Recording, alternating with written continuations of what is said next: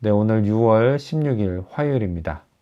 오늘 고린도전서 10장 23절에서부터 11장 1절까지 본문 묵상을 함께 나누겠습니다.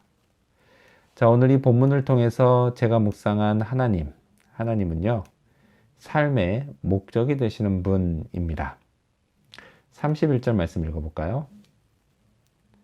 그런즉 너희가 먹든지 마시든지 무엇을 하든지 다 하나님의 영광을 위하여 하라. 아멘. 자, 어떤 사람이요, 만일 저에게 제 삶의 목적이 뭐냐고 물어보면 저는 제 삶의 목적은 하나님의 영광입니다 라고 말을 합니다.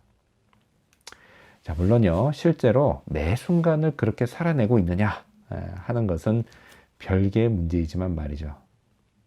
자, 그래서 뭐 매 순간 그렇게 살지 못할 바에는 그럼 목적이 무슨 필요가 있느냐, 이렇게 또 반문할 수도 있을 테지만요, 어찌됐든 그런 목적이 있는 삶은 목적이 없는 인생보다는 훨씬 더 낫습니다.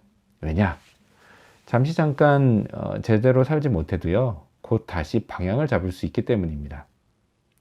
자, 그렇다면 어떻게 사는 게 하나님의 영광을 위해 사는 걸까요? 바울은 이걸요, 아주 간단 명료하게 우리에게 알려줍니다. 11장 1절입니다. 내가 그리스도를 본받는 자가 된 것 같이 너희는 나를 본받는 자가 되라. 아멘. 자, 바울은 그 고린도 교인들에게 자기를 본받으라고 이야기합니다. 자, 그런데 먼저 바울은 그리스도를 자기가 본받았다라는 이야기를 합니다. 자, 하나님의 영광을 위해 사는 게 뭐라고요? 바로 예수 그리스도를 본받으며 사는 것이다 라는 겁니다. 자, 이 땅에 오신 예수님은요, 하나님의 영광을 위해서 사셨습니다. 그런데 아까 제가 하나님의 영광을 위해서 산다 그랬죠? 근데 저의 그것과 예수님의 이것이 완전히 다른 점이 있습니다. 그게 뭐냐? 그건 저와 달리 예수님은 단 하나의 어김도 없이 완벽하게 하나님의 영광을 위해 그렇게 사셨다라는 것입니다. 자, 예수님이 하신 모든 말씀과 행동이 그랬습니다. 그리고 심지어 죽으심과 부활하심도 그랬습니다. 온통 예수님은 하나님의 영광을 위해 사셨다는 겁니다. 자, 그렇다면 이런 하나님의 영광을 위해 사는 삶, 이런 삶에 대해서 사람들이 궁금해하는 것이 있습니다. 그게 뭐냐? 바로 그렇게 하나님의 영광을 위해 살면 좋을까? 라고 하는 것입니다.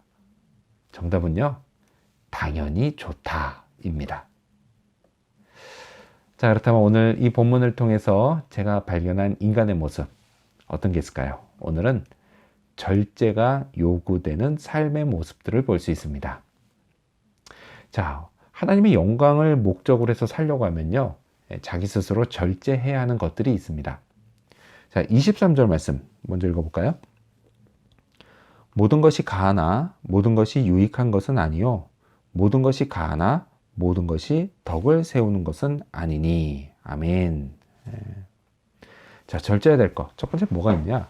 나에게 모든 것이 허용이 돼도 모든 것을 다 할 수는 없는 것이 있습니다. 그런 걸 절제해요. 그게 바로 절제 중에 한 가지예요. 자, 왜죠? 내가 모든 걸 다 해버리면요, 거기에는 유익이 없고 공동체를 든든히 세울 수도 없기 때문입니다. 자, 또 뭐가 있느냐? 24절로 계속 이어집니다. 누구든지 자기의 유익을 구하지 말고 남의 유익을 구하라. 아멘.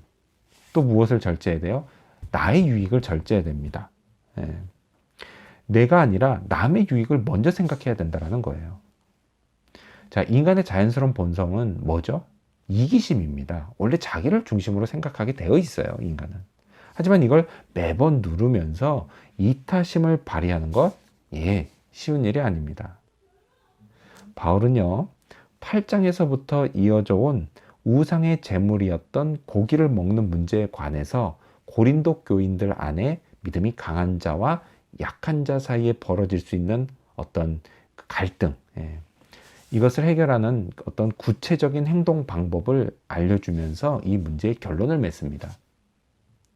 바울은요, 어떤 사람이 그게 제물로 쓰인 고기다라는 것을 알려주면 그 사람을 위해서 먹지 말라고 권면을 합니다. 자, 아무리 나는 믿음이 강해서 내가 먹을 수 있는 지식도 있고 믿음이 있어도 먹지 말라고 말을 합니다. 자, 그리고 바울은요, 또한 알려준 그 사람뿐 아니라 그 사람의 양심을 위해서도 먹지 말라고 합니다. 물론요, 바울의 권면을 듣고서 누군가는 이렇게 반문할 수 있습니다. 아니, 나에게 주어진 자유인데 남의 양심의 그 자유를 판단받는다는 게 말이 되나요?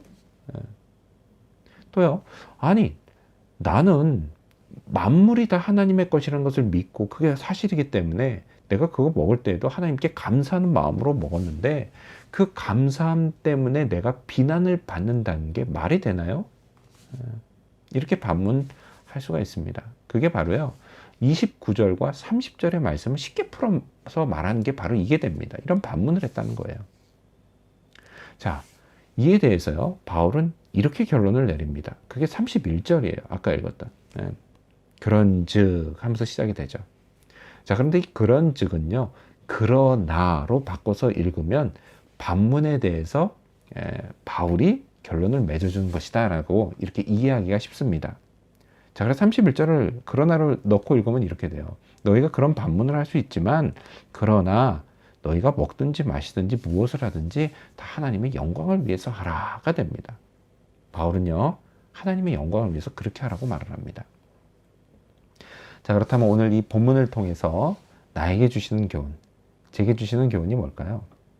그건 바로 남들이 구원을 받게 하자입니다. 자, 33절 말씀을 읽어보겠습니다. 나와 같이 모든 일에 모든 사람을 기쁘게 하여 자신의 유익을 구하지 아니하고 많은 사람의 유익을 구하여 그들로 구원을 받게 하라. 아멘. 자, 바울도요, 자신이 아닌 남들의 유익을 생각했습니다. 자, 이러한 삶의 궁극적인 목표, 그건 바로 남들의 구원입니다. 자신의 절제와 자신의 배려를 통해서 불신자가 예수님을 믿고 또 믿음이 약한 자들이 믿음이 강한 자가 되는 것입니다. 자, 그리고 이를 통해서 구원의 축복을 한 사람이라도 더 많이 누리게 하려는 것, 그게 바로 바울이 남들의 유익을 생각한 삶의 목표였습니다. 자, 그리고 이거는 남들의 유익만을 구한 목표가 아니라 또 뭐의 목표죠? 하나님의 영광을 위한 삶의 목표이기도 했습니다. 자, 먼저 예수님이 그런 삶을 사셨어요. 그리고 또한 바울도 그랬습니다. 그렇다고 한다면 이제는 제가 그렇게 살아야 할 차례입니다. 자, 그럼 누군가는 이렇게 물어볼 수 있죠. 아니, 그렇다면 정말 하나님의 영광을 위해 사는 게 좋은 거 맞아요? 나한테 좋은 건 하나도 없고 온통 남들한테만 좋은 거 아니에요? 자, 하지만요, 그렇지 않습니다. 내게도 좋습니다. 하나님은요, 제가 남들의 유익을 위해서 절제한 것 그 이상으로 훨씬 더 많은 것을 축복으로 주시기 때문입니다. 그리고 또한 이를 통해서 하나님이 나와 함께 하심을 실감할 수도 있게 되기 때문에 그렇습니다. 자, 그래서요, 하나님의 영광을 위해 남들의 유익을 생각하며 사는 것은 참 좋습니다. 이런 제 삶을 통해서 남들이 구원에 이르면 더더욱 좋습니다.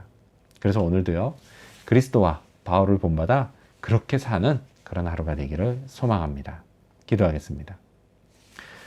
삶의 목적이 되시는 하나님 감사합니다. 하나님, 남들의 유익을 위해서 내 스스로를 절제하게 해주시고 또한 덕을 세우기 위해서도 그렇게 하게 도와주시옵소서. 나를 통해서 남들이 구원을 받고 하나님의 영광을 위해서 사는 삶이 진정 축복이요 좋은 삶인 것을 경험하고 오늘 하루도 그렇게 살게 도와주시옵소서. 그리스도를 본받아 예수님을 본받아 오늘 하루가 하나님께 영광 올려드리는 삶 되기를 원하오며 예수님 이름으로 기도합니다. 아멘.